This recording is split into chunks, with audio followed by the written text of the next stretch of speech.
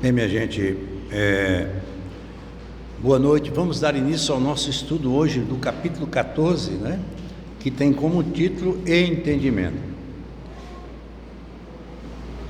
Sempre lembrando que nós fazemos esse estudo, que é do livro Entre a Terra e o Céu, uma obra psicografada por Chico Xavier e ditada pelo Espírito André Luiz. É mais uma das 14 obras que por ele foi mediunicamente produzida aí e transformada em livros, fazendo parte dessa coletânea, que é exatamente uma realidade que tem sido difícil para o entendimento de muitos, que é a identificação, a aproximação, né, entre esses dois mundos, o mundo que vivemos e o mundo espiritual, que ainda leva muita gente a conflitos, a dificuldades de entendimento, mas com o estudo nós vamos aos poucos vamos nos inteirando desses conhecimentos. E neste capítulo que nós vamos estudar, ele traz uma série de novidades acerca desse entendimento, porque o que acontece é o seguinte: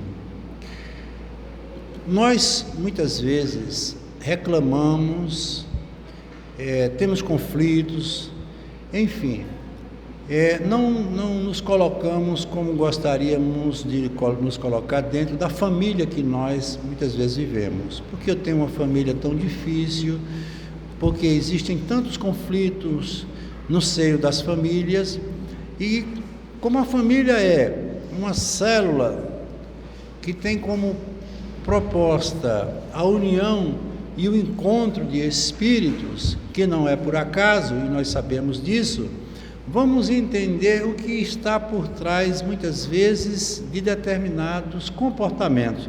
Por que é que eu não gosto dessa pessoa?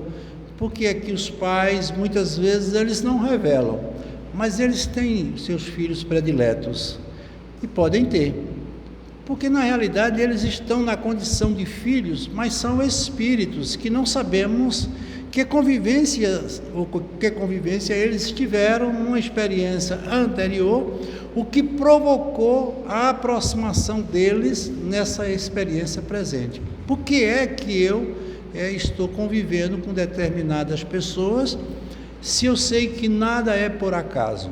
O que é que justifica, muitas vezes, um relacionamento conflituoso, um casamento cheio de problemas e dificuldades, e as pessoas conseguem se manter, mesmo em meio a tantos conflitos? É como se existisse dentro deles, e realmente existe, uma força interior dizendo que talvez seja a única oportunidade que eles tenham para fazer uma espécie de uma revisão do que foi a convivência passada. E por isso que Jesus usou uma expressão muito dele, reconciliar-se com o inimigo, porque o inimigo não é você nem é aquele, o inimigo é aquilo que eu acho e guardo dentro de mim. Se eu não gosto dessa pessoa ou daquela pessoa, elas se transformam em não gostar ou inimigo meu, porque eu aceito e concordo com isso. No momento em que eu libertar essa pessoa dentro dos meus pensamentos e da minha ideia, ela passa a ser algo que não terá mais nenhuma importância dentro desse meu pensamento, porque tudo está na força do pensar, e pensar significa criar uma história, criar um caminho, criar a própria essência da vida, porque é o atributo da mente, o pensamento. E, consequentemente, nós estamos estudando exatamente isso. Eu peguei uma parte muito interessante do capítulo anterior para que a gente pudesse usar, dando início a esse nosso estudo de hoje. Como nós sabemos, Antonina, aquela senhora jovem, mãe de 4 filhos, né? E que perdeu o seu filho primogênito, Marcos, por uma questão de saúde, mas também porque ele não foi atendido e, consequentemente, isso fez com que ele viesse a óbito. O outro irmão, o irmão mais velho, culpava o pai, porque devido à sua ausência, por ter abandonado aquela mãe com aqueles filhos, consequentemente, faltou a presença dele naquele momento tão difícil em que o irmão estava doente e que a família tanto precisava. E a mãe o corrige imediatamente, dizendo a ele que ele não fizesse isso, que não recriminasse o pai por ter ido embora, porque afinal de contas era seu pai. E aí a gente pergunta, o que levou a Antonina a ter esse comportamento? Por que ela tomou essa posição de defender uma pessoa que o abandonou, deixando numa situação como ela ficou? Seria ela a pessoa mais revoltada dentro dessa história, porque com certeza era ela a maior vítima, porque assumiu a responsabilidade desses filhos de uma maneira tão difícil, porque ela era uma mulher que trabalhava numa fábrica e tinha que ainda cuidar e sustentar esses 4 filhos, e para a tristeza maior, ela perde, por uma questão de falta até de atendimento médico, o seu filho primogênito. Então veja como a vida dela é uma vida difícil, já demarcada com tanta tristeza, mas existe por trás disso um fato, e nós vamos encontrar o motivo disso, porque é muito prático a gente olhar uma situação e fazer dessa situação aquilo que a gente imagina, pela forma como a gente encontra, como a gente analisa, como a gente vê.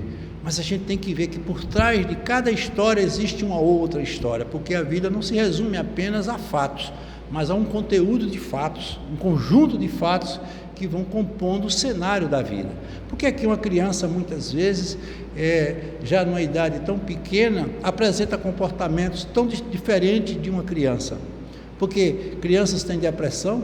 Claro que tem. Crianças tristes, crianças apáticas, crianças violentas.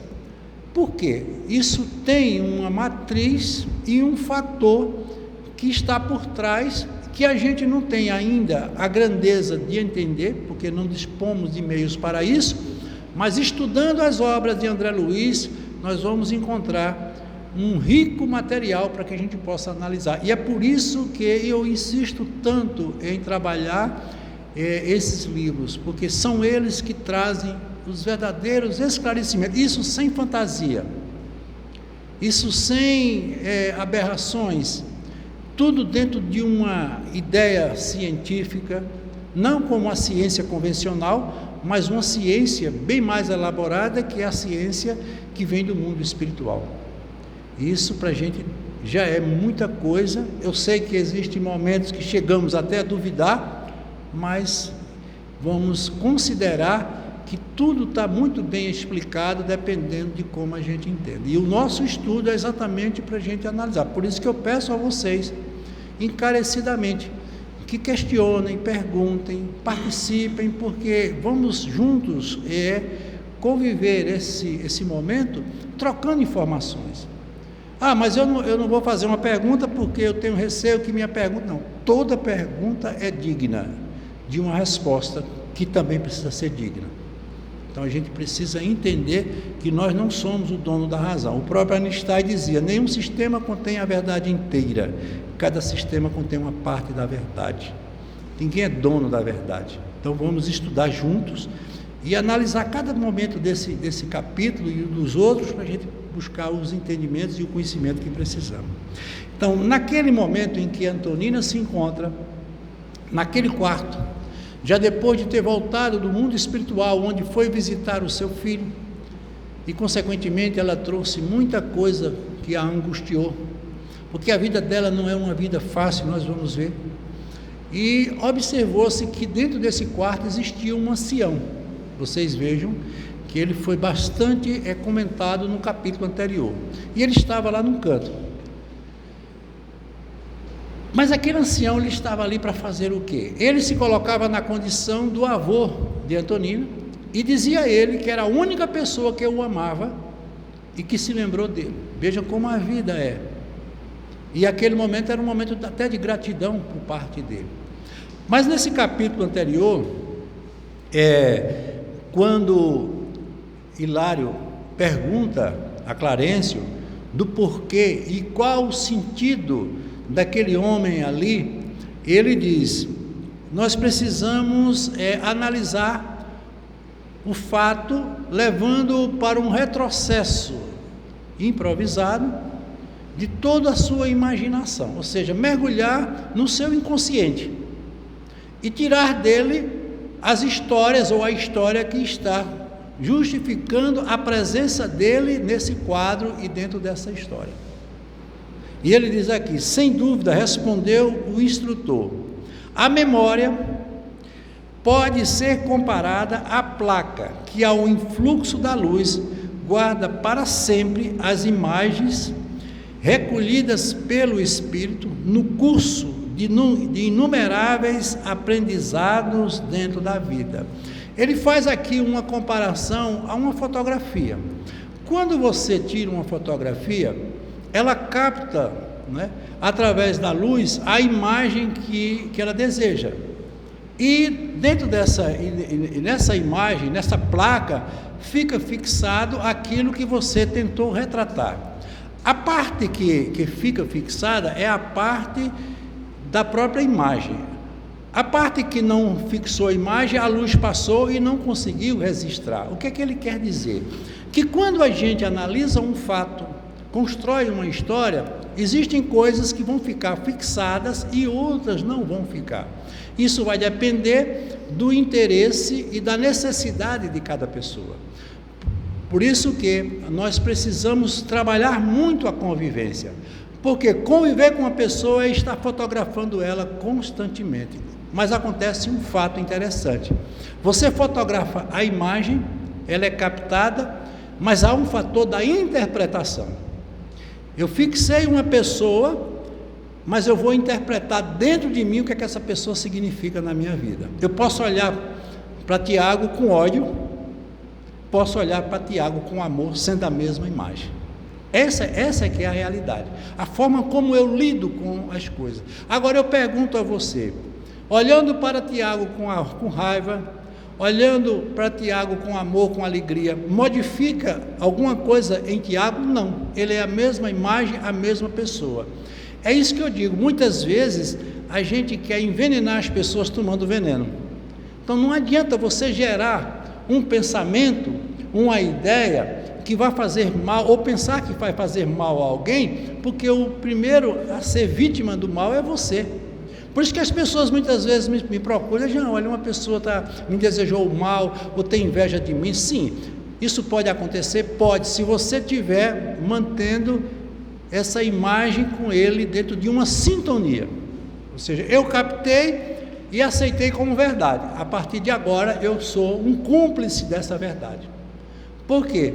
Porque carrasco e vítima estão dentro de uma mesma história, independente do que cada um é. Por isso que Jesus disse: não julgue, porque se você julgar, você é igual a ele. Por isso que as pessoas dizem: Deus há de julgar. Deus jamais se colocaria na condição de julgar um ser que para ele é tão pequeno diante da sua grandeza. Então, essa parte aí precisa ser muito bem analisada. E ele diz aqui: cada existência de nossa alma em determinada expressão da forma é uma adição de experiência conservada em prodigioso arquivo de imagens que em si, superpondo uma nas outras, jamais se confunde, o que nós acabamos de comentar. Em obras de assistência, qual a que desejamos movimentar, é preciso recorrer aos arquivos mentais. Ele não podia analisar aquele quadro, verificando aquele ancião e a situação daquela pobre mãe, sem buscar os motivos, e para isso teria que mergulhar nos seus arquivos mentais. E nós vamos entender o porquê que muitas vezes a gente na casa espírita não concorda com a regressão de memória. Em casa espírita não pode se trabalhar isso, que é perigoso, principalmente quando é feito por um profissional ou por uma pessoa que não tem conhecimento devido, porque mergulhar no passado de uma pessoa é vasculhar um território que é perigoso e não lhe pertence, e que muitos fazem por curiosidade, ou até para benefício próprio, e a espiritualidade não gosta, não aceita e não trabalha com isso, porque afinal de contas, se Deus colocou o véu do esquecimento do passado na vida de cada um de nós, principalmente no processo reencarnatório, é porque havia um sentido. Olha, é muita coisa que eu tenho para viver minha experiência presente e ainda ter que arrastar do passado coisas que com certeza não são tão recomendáveis, porque nós temos um passado de certa maneira conflituoso, porque se o processo da vida ele é progressivo e evolutivo, meu passado era menos recomendado do que hoje. Pois não, Sérgio? Boa noite. Boa noite, Sérgio. Eu concordo em gênero, número e grau. É o que você está afirmando, mas às vezes a natureza divina, a natureza do universo, nos mostra naturalmente esses insights, esses momentos de relembrança. Esses flashes, né? Esses flashes, né? Não é isso? Exatamente. Que pode acontecer. E Às vezes a gente não entende o motivo. Quer dizer, é tão natural que a gente até tão em choque. É. Né? A gente fica chocado, porque a gente. Depois a gente vai tentando digerir, né? Aquela coisa ruminar. é verdade. No bom sentido. E Como você uma vez já disse, me sugeriu Mauro Piuí,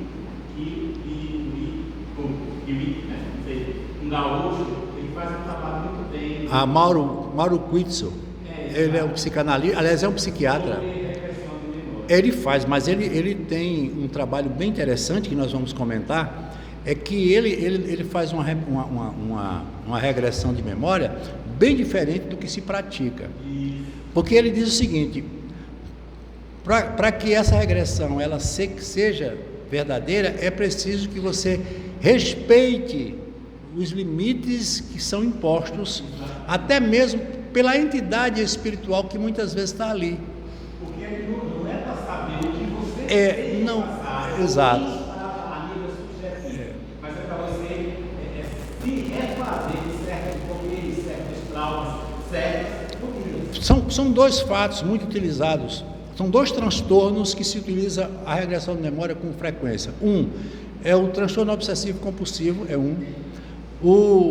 A síndrome do pânico é outro. Por exemplo, por que é que eu tenho pânico a determinados lugares? Existe um transtorno chamado agorafobia, que é exatamente... Ágora significava mercado. São as pessoas que ficam extremamente transtornadas, desequilibradas, com medo irracional, em lugares que tem muita gente. E por que é que eu tenho um comportamento dessa natureza? Eu estava uma certa vez num supermercado aqui em Caruaru e tinha um rapaz no caixa, comprando uma mercadoria. De repente ele soltou tudo e saiu correndo. E muitos disseram que ele havia enlouquecido. Mas como a gente tem um pouco de noção, e eu vi que ele estava sendo vítima de uma síndrome do pânico.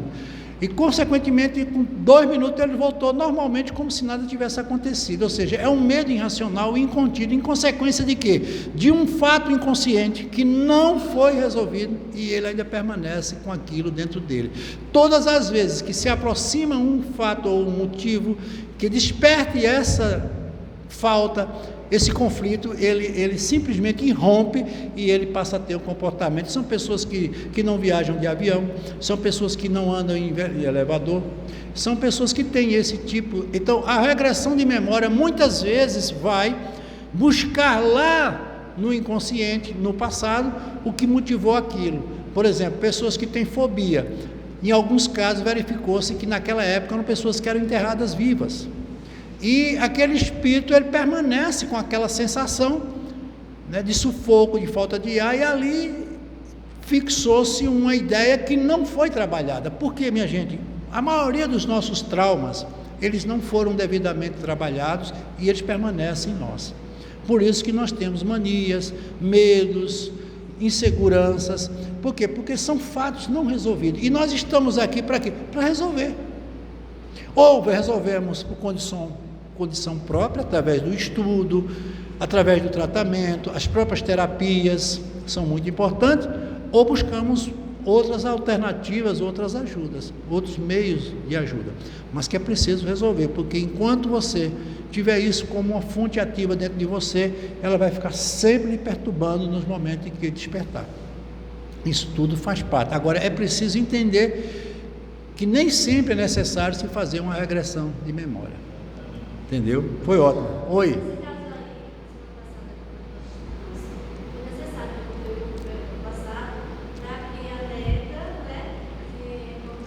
se encontrassem eles se encontrassem dentro da realidade. Exato, é o que nós vamos tratar aqui agora, saber exatamente, porque a gente já leu e sabe o que foi que aconteceu, nós vimos em capítulos anteriores, mas vamos estudar em detalhes como realmente tudo transcorreu, e saber o porquê eles estão ali, porque é aquilo que eu estava dizendo, por que eu estou ao lado dessa pessoa, por que essa pessoa é tão importante na minha vida, por quê? Inclusive levam-se sempre aos casos da fascinação, pessoas que são extremamente fascinadas por outro.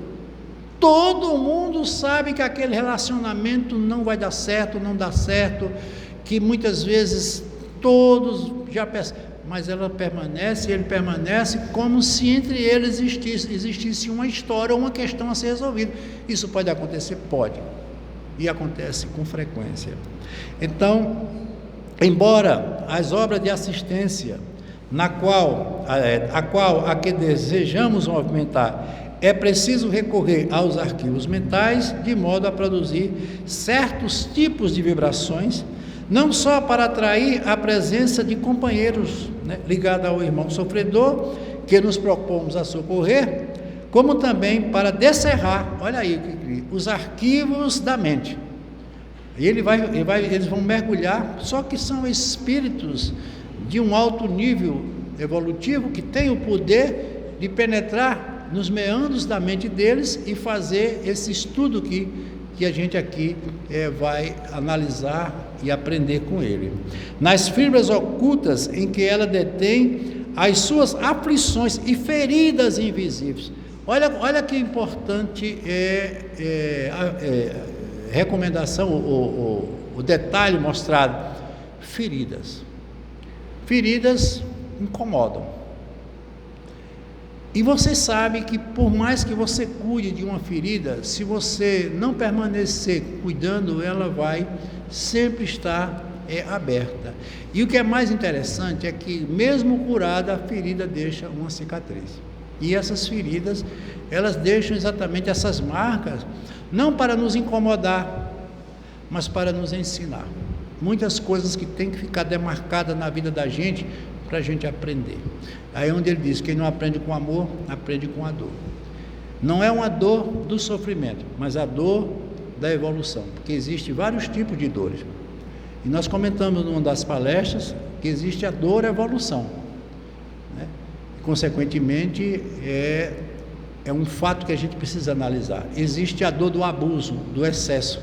Então, todas as vezes que você rompe com os níveis que estabelecem as leis, você sofre as consequências do abuso, em qualquer circunstância, em qualquer situação da vida, porque tudo é mantido por leis, e as leis divinas são leis inderrogáveis, são leis que não podem ser jamais removidas, sequer questionadas. Então, vamos voltar propriamente ao nosso capítulo 14, Então, ele inicia: Antonina, modificada, eles estavam naquele quarto, esfregavam os olhos como quem não desejava acreditar no que via, mas, resignando-se à evidência, continuou. Então aí começa exatamente o desenrolar de todo aquele drama. Compadece de mim, compadece-te de mim. Lola, onde vens? Ou de onde vens? Perguntou o infeliz, que era aquele ancião, que depois passamos a saber que se tratava de quem? De Leonardo, que é um personagem da história anterior. Não me induzas a lembrar. Não lembra? Que condenado no tormento da expiação seria capaz de esquecer? A culpa é um fogo a consumir-nos por dentro. Não me conduzas ao passado. Veja o quanto ele está receoso do passado. Não me conduza. Por quê? Porque ele tinha compromissos e comprometimento com o passado, e nós vamos também ver. Para mim, é como se o tempo fosse o mesmo. O inferno não tem horas diferentes. Todo mundo lembra, se nós estamos até fazendo o estudo do nosso lar, André Luiz passou 8 anos no umbral, e tem um instante que ele diz, perdi a noção de espaço e de tempo. Veja que sofrimento um espírito que passa por uma experiência dessa, graças a Deus que não é o inferno eterno que algumas crenças evidenciam, mas é uma experiência muito difícil. Porque eu sempre digo, quando a gente está passando por um momento difícil, uma tristeza, uma perda, a gente tem hora que a gente satura, fica saturado, fica sobrecarregado. Alguns entram até em processo doentio. Imagine um espírito ficar com isso durante toda uma existência, sabe Deus quanto tempo. Veja como a culpa ela é inquisidora e difícil de ser diluída dentro de cada um de nós. E olha que expressão ele diz aqui, que expressão, eu até fiz uma observação. A dor paralisa a vida dentro de nós. Eu vou repetir, gente. A dor paralisa a vida dentro de nós. Que coisa interessante isso, né? Então, quando a gente está sofrendo uma dor, parece que ela nunca mais vai parar de doer, né? É preciso esquecer. Mas como? Não é só dizer assim, vou esquecer. A gente não tem o prodígio dos computadores de deletar informações. Elas estão vivas e ele não pode esquecer. Nunca. O remorso é um monstro invisível que alimenta as labaredas da culpa. A consciência não dorme. Gente, como isso é importante para nós. A nossa consciência não dorme. Quantas e quantas vezes a gente pede a Deus para esquecer um fato, uma circunstância, uma experiência, mas como ele disse, ela não dorme. E por que ela precisa estar sempre em dia? Para nos ajudar. Porque se eu fiz um mal e não registrar isso como mal, eu vou continuar fazendo. Então, ela fica como um instrumento de auxílio a nos assinalar que nós não estamos fazendo o que deveríamos fazer quando vem exatamente o sentimento de culpa. Porque a culpa, ela é uma inquisidora, mas ao mesmo tempo ela é uma advogada de defesa. Porque ela nos leva ao tribunal da consciência para a gente fazer uma avaliação. Então, se eu sou culpado, eu tenho que assumir minha culpa. Mas o que é que nós fazemos aqui na Terra? Disfarçamos, não queremos assumir, colocamos no outro. Quantas pessoas dizem que a infelicidade da vida dela é do outro? É porque o outro, porque a minha família, porque a vida que eu tenho, pelo emprego que eu tenho. Não sabe ela que ela é a autora da sua própria história? Ninguém pode remover coisas que não podem ser removidas, que é a própria capacidade de entendimento que cada um de nós temos. Então eu sou o que eu sou, e só admito aquilo que eu quero admitir. E aqui ele diz, não me arrebentes o coração, e acaso o meu não vive estraçalhado? Ela responde, né? O diálogo prosseguia comovente, e Antonina, de joelhos, explodindo em angustiosa crise de lágrimas, implorou com mais força: não golpeies minhas feridas mal cicatrizadas, não se rouba ao devedor o desejo de pagar. Isso a gente faz muito no dia a dia da vida da gente.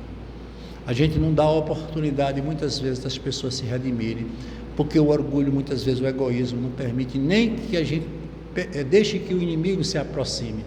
A gente se declara inimigo, quer o afastamento. Por isso que as pessoas dizem, eu perdoo, mas não esqueço. E eu digo sempre, perdoar não é esquecer. Perdoar é não devolver o mal que ele lhe fez. É você não desejar a ele o que você está vendo em si. E ele diz aqui, entretanto, por ti gemeu o interlocutor, enredei-me no crime. Todo mundo sabe como foi a história do passado, né? Eram dois amigos e um deles tinha uma noiva, uma companheira, uma esposa. E em determinado momento, quando ele foi chegando na sua casa, encontrou esse amigo com ela, e isso fez com que ele, revoltado numa outra situação, o envenenasse e matasse, como vingança, o que aquele amigo lhe havia feito. É uma história onde todos estão numa mesma condição. O que modifica de um para o outro foi a forma como ele agiu, mas houve erro de toda parte, dela, tanto de um como do outro. Mas nós vamos, aos poucos, entender aqui através da narrativa. Entretanto, por ti gemeu o locutor, enredei-me no crime, amei-te e perdi-me. Trazias nos olhos a traição disfarçada. Oh, Lola, por quê? Por quê? Lola é exatamente a mulher que fora amante, que fora esposa dele e passou a ser amante do amigo que ele matou por envenenamento. E agora ela estava na condição de quem? De Antonina. Veja que o personagem agora é outro, mas o espírito é o mesmo. Vejam como isso é importante. O persona e o eu. Por isso que nós não sabemos quem somos. Porque ali, para todos os efeitos, ela é Antonina. Uma pobre mãe, passando por uma dificuldade com aqueles filhos, perdeu um filho novo, abandonado pelo marido. Mas olha a história do passado, o que tinha por trás, né? Ante o doloroso impacto que essas palavras eram pronunciadas, a pobre mulher suplicou, mais triste.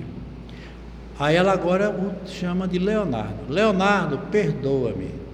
Leonardo foi o seu ex-marido, o seu ex-amante, o companheiro, que assassinou o outro, que foi aquele que o traiu, juntamente com ela.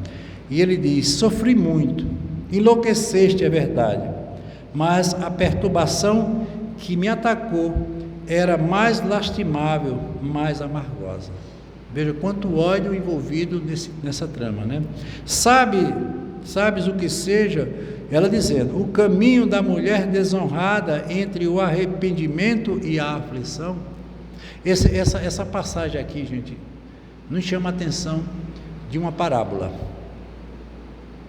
A parábola da mulher adúltera. A gente vai fazer uma avaliação bem objetiva com relação a ela. Imaginasse algum dia o martírio do coração feminino relegado à penúria e ao abandono? Refletiste alguma vez na desilusão e na fome da meretriz desprezada e doente? Acaso poderás perceber o que seja a flagelação de quem espera a morte, sobre o sarcasmo de todo, entre a sede e o suor? Tudo isso eu vivi. Ou seja, você está preocupado em me condenar, né, pelo que eu fiz, mas olha a história que está por trás. Não só foi você, porque muitas vezes a pessoa que está condenando só quer ver o lado que atinge a ela, e não quer ver o lado do outro. A gente nunca quer ver os dois lados. Tem uma história muito engraçada que diz que dois grandes lutadores, gladiadores, vinham em sentidos opostos e no meio do caminho existia uma estátua. E um gritava de um lado dizendo que a estátua era de ouro, o outro gritava que a estátua era de prata. E quando eles estavam prontos para se degladiar, viram que metade da estátua era de ouro, metade era de prata. Cada um só via o seu lado. É exatamente o que está acontecendo aqui. Cada um só quer ver o sentido da sua, aquilo que faz parte do sentido da sua história. Mas veja aqui, uma mulher que cometeu um adultério.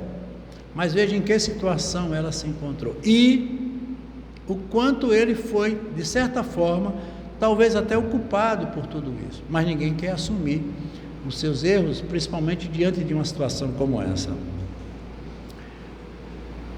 Matei-me, porém, por tua causa, lamentou o miserável, infundindo compaixão. Naquele tempo, alegou a infortunada, fiz pior. Exterminei minha alma. O que ela fez? O crime que ela cometeu, não contra a um, nem contra ao outro, mas a ela mesma. Eu troquei o altar doméstico pelo mentiroso palco de gozo fácil. Ela passou a ser uma amante e também uma mulher que a gente chama na época de vida fácil, né? Ela passou a viver frequentando os lugares de orgias e, consequentemente, se prostituiu, porque ela perdeu tudo. Perdeu a dignidade, perdeu a família, perdeu o marido, não tinha mais um amante, quer dizer, a vida para ela estava um caos total. E ela diz aqui, Desonrei o mandato que Deus me concedera como mãe, queimando todas as flores de minha felicidade. Pudeste, no entanto, realizar o reerguimento que ainda não consegui. Foste, em suma, feliz. Ele estava condenando-a, inquirindo-a, mas ela está exatamente dizendo: por mais que você esteja me acusando, o meu pecado eu já estou começando a pagar, porque eu não estou aqui fazendo outra coisa a não ser mostrando todo o meu sofrimento ao longo de toda essa desventura que por ela realmente foi provocada, não deixa de ser, mas ela tinha que assumir, e ela assume a culpa. Feliz, bradou Antonina, semi-desesperada, acusas-me de infiel. Veja o que ela diz aqui: quando, como tantos outros, te cansaste de mim, procurando outras novidades e outros rumos.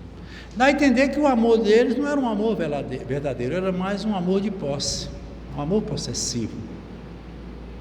Vi-me sozinha, enferma, aniquilada, em vão. Busquei afogar no vinho do prazer a terrível impressão do abismo em que me precipitara, porque quando o desencanto e a enfermidade me relegaram à margem da vida, acordou minha consciência, culpando-me sem piedade. Quer dizer, todos nós vamos ter esse encontro com a consciência. Ninguém foge da sua história, da sua realidade.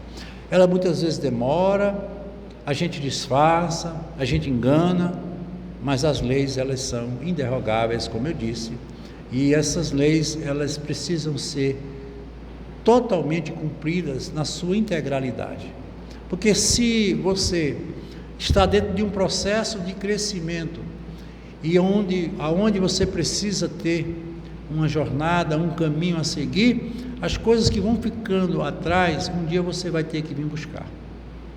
Por isso que tantos voltam e muitas vezes em condições de sofrimento, que é exatamente o que aqui estamos vendo. Ela está resgatando o passado com o sofrimento do presente. Pois não, Sérgio? Não, fica à vontade. Eu ontem estava vendo sobre essa palavra em que Jesus Cristo, e a mulher adulta, é um dos momentos mais sublimes. E o Espírito Amélia Rodrigues nos esclarece melhor ainda do que acontece no Novo Testamento, quando ela está no capítulo do apedrejamento, e a gente comentou a semana passada. Exato. Em que Jesus Cristo ficava rabiscando na terra e tal. Depois desse processo, quando Jesus fala, segundo Amélia e o Arguito, essa mulher adulta, ela vai à casa de Simão Pedro, em Cafarnaum, se não me engano. Exatamente.